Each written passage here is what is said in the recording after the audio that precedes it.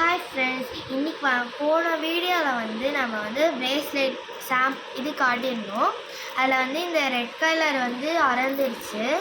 சரி, இந்த வீடியோவில் நான் இது எப்படி கோக்கிறதுன்னு காட்டலான்னு இருக்கேன். வாங்க இந்த பிரேஸ்லெட் பீட்ஸ் எல்லாம் கோக்கலாம். பார்த்தீங்களா, அதுக்கு சிசர் எடுத்துக்கிட்டு அந்த பீட்ஸ் அப்புறமா அந்த எலாஸ்டிக் த்ரெட் எடுத்துக்கிட்டு சரி ஓகே நம்ம செய்ய ஆரம்பிச்சிடலாம். ஃபஸ்ட்டு இதில் எத்தனை பீட்ஸ் இருக்குன்னு பார்த்துக்கலாம். 1 2 3 4 5 6 7 8 9 10 11 12 13 14 15 16 17 18 19 20 21 22 23 எனக்கு 23 பிரேஸ்லெட் தான் வரும். பீட்ஸ் போடணும். இது எக்ஸ்ட்ரா இருக்க பீட்ஸு அது நான் இந்த பவுச் வச்சுட்டேன். சரி ஓகே, வாங்க செய்யலாம். இப்போ இந்த த்ரெட்டை எடுத்துக்கலாம். இந்த த்ரெட்டை எடுத்து இந்த சிசருக்குள்ளே வச்சு இதை க்ளோஸ் பண்ணிட்டோம்னா அது அப்படியே நிற்கும். இப்போ நம்ம போடும் போது அது கீழே விழாதுல்ல. சரி வாங்க போடலாம். ஒன்றா இதில் ஹோலில் போட்டிங்கன்னா கரெக்டாக இருக்கும்.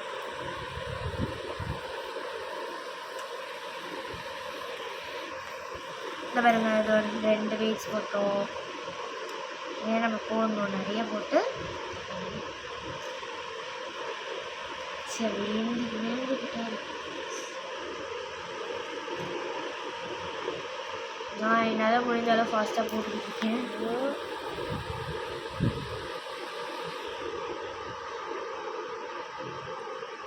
பாருங்க 5 பீட் இப்போ தான் நான் 5 போட்டிருக்கோம். 6 வருது. கையில் மொத்தமாக எடுத்துகிட்டு போட்டாச்சு.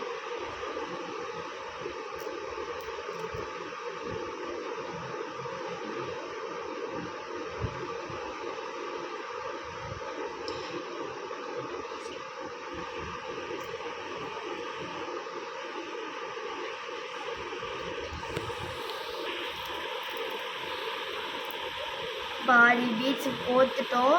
இன்னும் கொஞ்சம் இருக்குது, அதையும் கோத்துட்டா முடிஞ்சிடும்.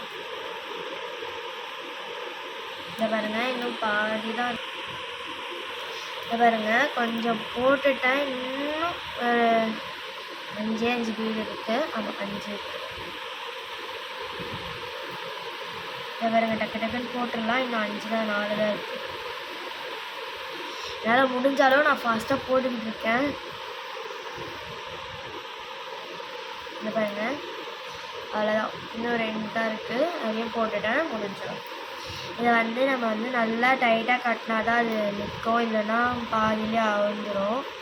பார்த்தீங்களா, இப்போ சிசர்லேருந்து அதை எடுத்துகிட்டு இப்போல்லாம் இதுக்கு நீங்கள் 3 போட்டால் தான் நிற்கும்.